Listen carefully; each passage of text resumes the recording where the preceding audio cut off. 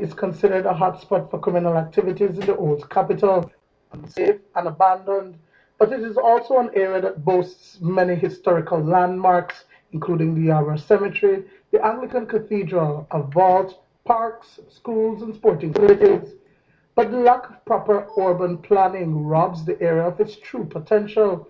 The City Council has embarked on the redevelopment of Yarborough as part of the master plan for the city. What we want to do is that we want to cooperate with the other governmental agencies as much as we can in relation to the development of the downtown, but also additional areas which abut the sea, so that the Yarborough community is an area which we think would be ideal for that kind of funding support. I've always found this community is perfect because you have a good, and when we choose areas for intervention, you're looking at community support, so that this area has several very renowned churches in Belize. You have the Anglican Cathedral, you have the Methodist Church, who is very, very active, including with Wesley College. You have a lot of schools in this community. You have an organic level of businesses within the community. You have MAPI, who is very, very involved in community kind of projects and so forth. So that when you look at an area for intervention, you want to ensure that there is a vibrant community and artifacts that you want to maintain and preserve.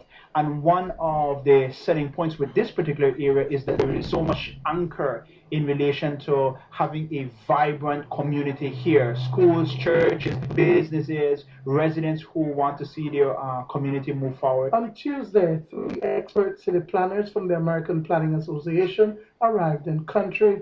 Throughout the next couple of days, the consultants will visit with residents and stakeholders and look at the current landscape of the Yarborough community before making recommendations for the appropriate redevelopment plan for the area. The idea is to take those broad topics, social, environmental concerns, and look really at the Yarborough neighborhood in particular, right, to help develop specific goals and ideas by going to the sites, looking at the conditions, talking to people, and really understanding the context so that we can make more specific recommendations.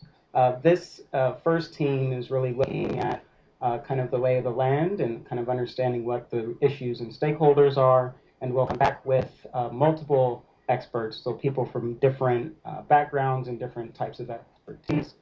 Later in the year, we'll do more detailed recommendations. According to Bradley, the success of the project will be based on community participation.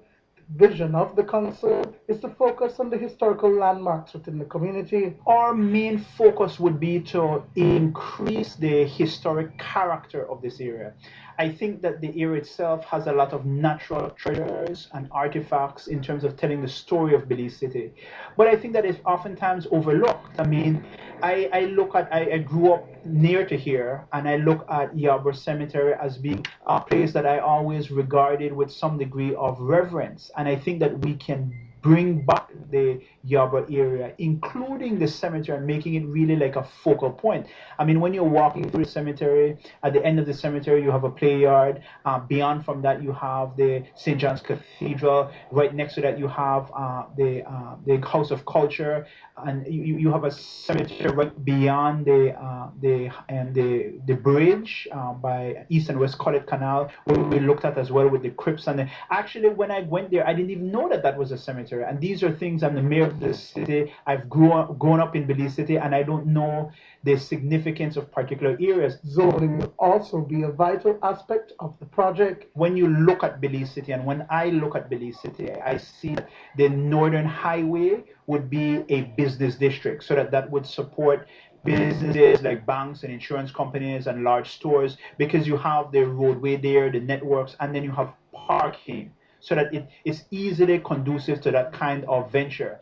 And then you look at areas like these in terms of the downtown and Fort George and Albert, which would be more the historic districts, the tourism and entertainment areas for the city. And then what you would do is that you would develop Belize City around economic cluster zones, like a commercial district or like a historic and an entertainment zone. And then, of course, you're incorporating economic activity, small businesses, and then concerns from residents. And you can zone the city properly from that. Dwayne Moody for News 5.